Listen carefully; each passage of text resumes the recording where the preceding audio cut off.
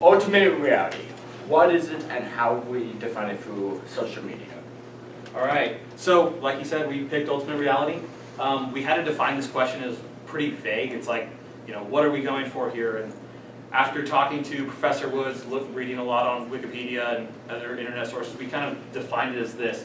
Is there a higher power that directs and influences our lives and provides meaning and purpose? So by ultimate reality, we're saying, is this physical the only reality, or is there a spiritual reality, something greater, something hidden behind this? So next slide, and we'll start going into that. Alright, so in order to really understand this question, we first had to think about all the things that go on in the world that were truly bad or hard to understand, like natural problems, things we can't really control, like cancer, you can't control forest fires, earthquakes, tsunamis, stuff like that. And then there was the things that we could control, like war and drug abuse and stuff like that. Yeah, these things, those pictures make us ask, is there an ultimate reality? And so after looking at modern day pop culture, we looked at movies.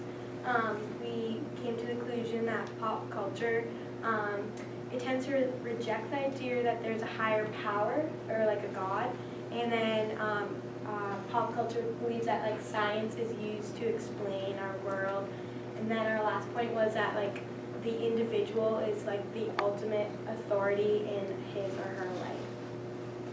Next, we had to define these movies. We wanted something popular, we wanted something current, and we wanted something that people love. So we based these sources on IMDb and how much ticket sales. But we wanted to keep it in the PG-13 rating to get a broader term of audience. And we picked three movies: Me, Earl, and the Dying Girl, Finding Dory, and The Martian. So to start, we have Me, Earl, and the Finding Girl. And this movie is about this awkward high school senior named Greg who is forced by his parents to become friends with an old childhood friend because she was diagnosed with cancer. And so they develop this really deep relationship, and he wants to make her life more meaningful because she's gonna die. And so we classified it as a good movie because its ticket sales were 9.1 million. On IMDb, it got a 7.8 out of 10. And its Rotten Tomatoes scores was a 82. And then for IMDb, they had the top 100 best latest movies, and it was in the top list. And then it applies to a general audience because it's PG-13. All right, and then we have The Martian. I don't know if any of you have seen it, but basically, Matt Damon plays Mark Watney. He gets stranded on Mars through a series of unfortunate events. Then he is forced to kind of answer this question, what is ultimate reality? Is there something worth me fighting to survive? He eventually decides there is, and he puts time and effort, blood and guts into surviving, waiting for his friends to rescue him. Again, ticket sales, great indicator of how popular the movie was. Critic scores, we had both IMDb and Rotten Tomatoes grade really high scores. And then again, just the rating kind of determined how broad of an audience this was shown to. And since it's PG-13, that's pretty much everyone. That really doesn't exclude any age, at least nowadays. So we also did Finding Dory. I'm sure all of us have seen Finding Nemo. So Dory was born with short-term memory loss. This is kind of her story about how she, throughout the tribulations and trials of her life, she loses her parents and drifts apart from them naturally, and she is on a quest to set out to find them. And through her journey, she just kind of finds herself as well as her parents. We went off of this movie because it had 1.03 billion in sales. The IMDb score was 7.6, and Rotten Tomato rated it at 94 out of 100. Also was PG-13, so again, broader range of audience. Alright, so for as to the rejection of God that seems to be present in pop culture a lot, in The Martian, instead of blaming God for a situation and blaming a higher power for causing all this pain to him, he instead just blames chance. He doesn't even assign blame, really. All he really does is fight against what is being thrown at him, and he does the best he can to survive.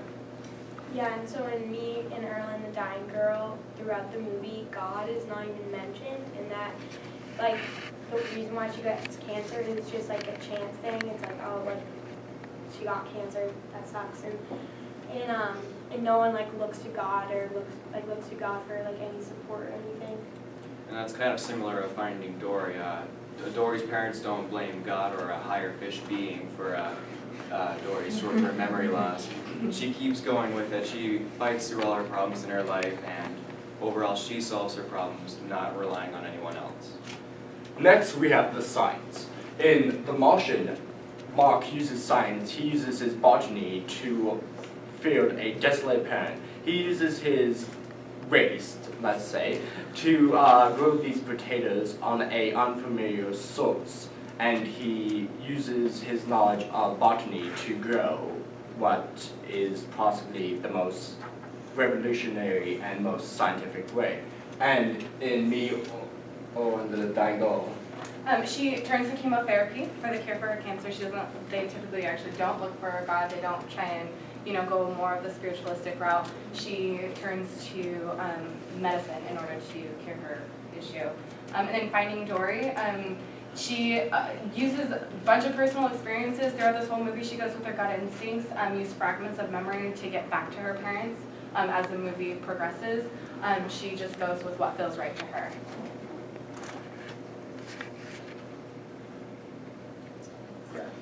So the individual is the supreme authority, the Martian. Mark decides that the only way he can survive is to science the shit out of his situation, and it's solely up to himself and his friends to save him. He has to turn back to his knowledge and what he knows in order to ensure his survival. Yeah, and in the second movie, Greg makes his own choice because he wants to help Rachel have a more meaningful last couple months of her life, because by the end she decides she just stops caring about everything because she knows she's going to die. And so Greg and his friend Earl create this video for her, and they just fill her with a lot of support. And then for Finding Dory, Dory makes the decision on her own to go out and find her parents after having the memory of a quick flash of her parents. And Nemo and Marlin, they also just decide on their own and they go help her. So it's all just individually based.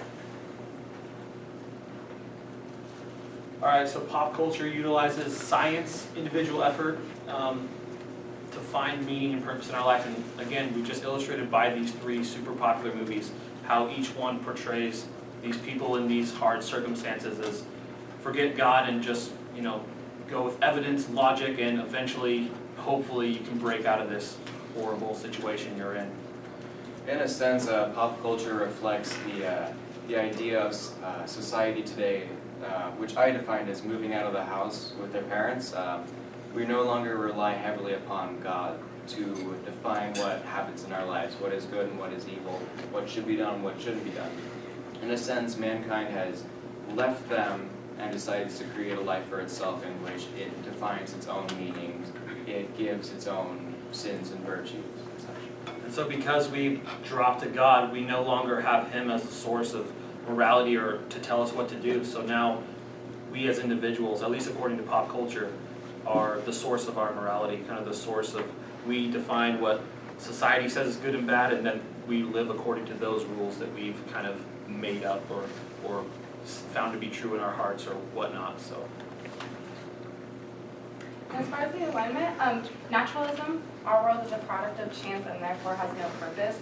It kind of just looks at, we compare it because it kind of just looks at, you get what you get at face value and you just kind of have to deal with that, and that there's no purpose whatsoever.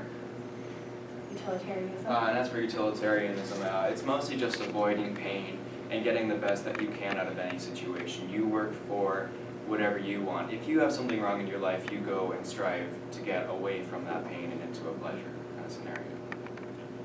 So kind of through these, we can see our society has a kind of a mixture of, or at least I would say a mixture of naturalism and utilitarianism. So it kind of has that John Stuart Mill, what's good for me is great as long as I'm not causing too much pain, and it has those units of pleasure, and whatever's the most pleasureful for the most people is the right thing to do. And then it kind of also has Karl Marx and his materialistic, we call it naturalism, but they're really, really similar. It's just kind of what we can see, hear, feel, touch, if we can't grasp it or touch it or understand it with our senses, it must not be there. So this physical reality is the ultimate reality.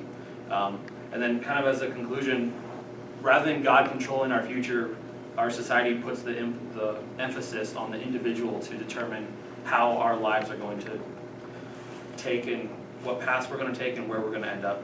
So, thank you. Any questions?